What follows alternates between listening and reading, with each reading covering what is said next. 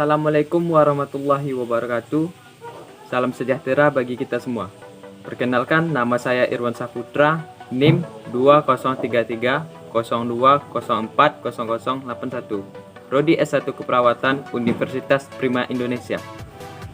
Nah, pada kesempatan kali ini, saya dan teman-teman saya akan menjelaskan tentang biokimia. Sebelum masuk ke materi, saya akan memperkenalkan teman kelompok saya.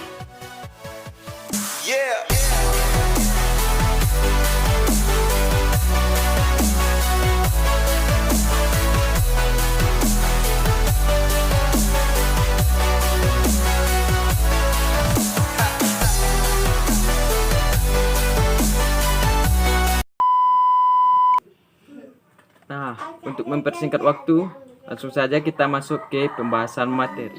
Baik, perkenalkan nama saya India Kristiani Hulu, NIM 203302040035, Prodi S1 Keperawatan. Baik, saya akan menjelaskan tentang pengenalan biokimia dan sejarah biokimia. Pengenalan biokimia terbagi 3 bagian, yaitu ilmu kimia, ilmu biologi, ilmu biokimia. Baik, langsung saja. 1. Ilmu kimia adalah suatu proses benda serta proses perubahan benda yang ditinjau berdasarkan susunan dan sifat atom-atom atau molekul yang membentuk. Yang kedua, ilmu biologi. Ilmu biologi adalah ilmu yang mempelajari tentang organisme hidup. Yang ketiga adalah ilmu biokimia, adalah ilmu yang mempelajari tentang peranan berbagai molekul dalam reaksi kimia dan proses berlangsungnya dalam makhluk hidup. Yang kedua, sejarah biokimia. Sejarah biokimia ditemukan oleh Louis Pasteur dari Prancis yang menjelaskan tentang organisme aerob dan aerob. Yang kedua, Emil Pixel 1981 yang menemukan memisahkan asam amino dari hidrosat protein dan struktur primer protein.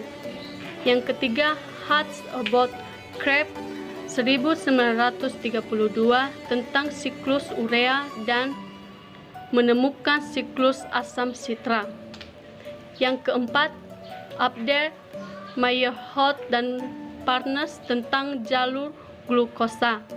Yang kelima, Andreas Firat dan Kyle menjelaskan tentang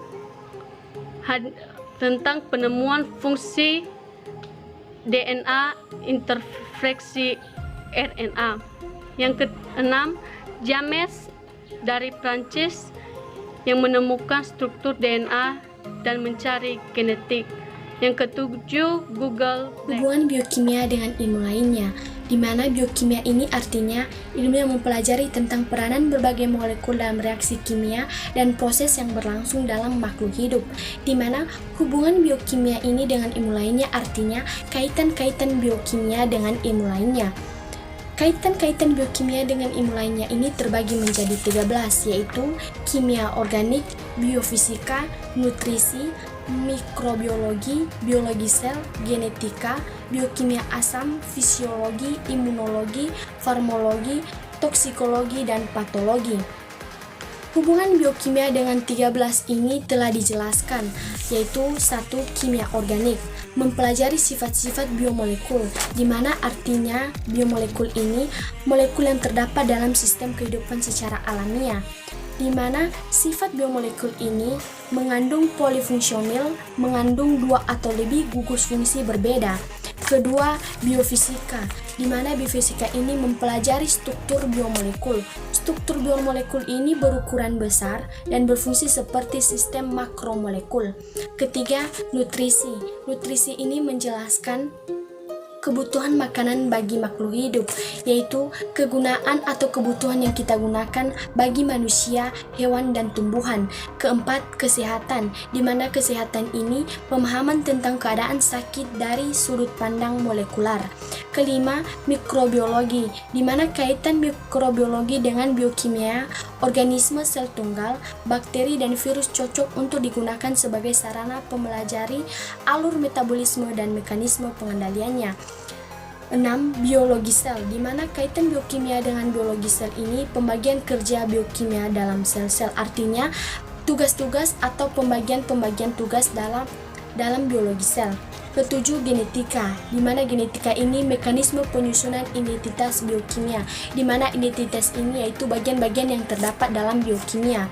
8. Biokimia asam, di mana biokimia asam ini nukleot atau RNA dan RNA. 9. Fisiologi. Fisiologi ini kaitannya dengan biokimia, ilmu tentang faat tubuh atau ilmu tentang manfaat tubuh. 10. Imunologi, reaksi antigen, antibodi, dan alergi. 11. Morfologi, di mana kaitan biokimia dengan morfologi berkaitan dengan obat-obatan. 12. Toksikologi, di mana toksikologi ini hubungan biokimianya mengandung racun-racun tubuh, yaitu racun yang terdapat dalam tubuh kita. 13. Patologi, ilmu tentang penyakit. Manfaat biokimia yaitu yang pertama, hasil penelitian biokimia turut menentukan diagnosis dan pengobatan penyakit. Yang kedua, untuk menjelaskan penyakit dan merancang terapi yang tepat. Dan yang ketiga, komponen integral dalam penegakan diagnosis dan pemantauan hasil terapi. Tujuan biokimia yaitu 1. Mempelajari hal kimia yang mendasari fenomena biologis. 2. Mendeskripsikan struktur, organisasi, dan fungsi dalam molekul makhluk hidup. 3. Menguraikan dan menjelaskan semua proses kimiawi pada sel hidup dalam pengertian molekuler. Penyebab penyakit. Penyebab penyakit terdiri dari 8 penyebab, yaitu 1. Penyebab fisik, yaitu trauma mekanis, suhu tinggi atau rendah, perubahan mendadak tekanan atmosfer, radiasi, dan syok listrik. 2. Penyebab kimia dan obat-obatan, yaitu toksin dan obat. 3. Penyebab biologi, yaitu virus, rickettsia, bakteri, fungus, dan parasit. 4. Kekurangan oksigen, yaitu penurunan sirkulasi darah, kekurangan hemoglobin, dan peracunan enzim oksidatif. 5. Genetik, yaitu kongenital dan molekuler. 6. Reaksi imunologis, yaitu anafilaksis, hipersensitivitas, dan autoimun. 7. Gangguan keseimbangan gizi, yaitu defisiensi gizi dan kelebihan gizi. 8. Gangguan keseimbangan hormon, yaitu defisiensi atau kelebihan hormon. Senyawa dalam jasad kehidupan. 1. Biokimia adalah ilmu yang mempelajari mengenai berbagai molekul di dalam sel hidup dan organisme, termasuk juga reaksi kimia yang terjadi. 2.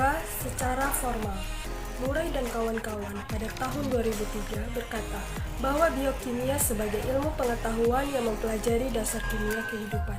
3. Mengingat sel merupakan unit struktural kehidupan, maka biokimia memiliki definisi fungsional, yaitu ilmu pengetahuan yang mempelajari unsur-unsur kimia pembentuk sel hidup dengan reaksi suatu proses yang dijalaninya. Unsur penyusunan tubuh.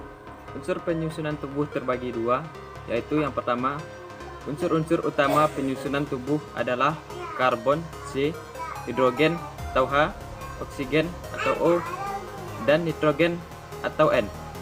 Yang kedua, selain itu masih terdapat beberapa unsur lainnya, yaitu seperti kalsium atau Ca, fosfor atau P, kalsium atau K, sulfat atau S, natrium atau Na, kalor atau Cl, magnesium atau Mg, Besi atau Fe, mangan atau Mn, dan rhodium atau I. Di sini saya akan menjelaskan biomolekul kompleks utama penyusun tubuh. Di antara biomolekul kompleks tersebut, yang merupakan biomolekul kompleks utama adalah DNA, RNA, protein, polisakarida, dan lipid. Biomolekul kompleks utama pada tubuh manusia terdiri dari 1. DNA atau deoksinukleat acid yang memiliki unsur pembangun deoksinukleotida yang berfungsi sebagai materi genetik. 2. RNA atau ribodeoksinukleat acid yang memiliki unsur pembangun ribonukleotida yang berfungsi sebagai tempat sintesis protein. 3. Protein yang memiliki unsur pembangun asam amino yang berfungsi sebagai salah satunya untuk menjalankan kerja sistem tubuh. 4. Polisakarida atau glikogen yang memiliki unsur pembangun glukosa simpanan energi jangka pendek sebagai glukosa. 5. Lipid yang memiliki unsur pembangun asam lemak yang memiliki fungsi salah satunya sebagai komponen dari membran sel sebagai simpanan energi jangka panjang disebut gliserol. Selanjutnya, komponen utama penyusun tubuh. Komponen-komponen utama penyusun tubuh terdiri atas air, protein, lemak, mineral, serta karbohidrat.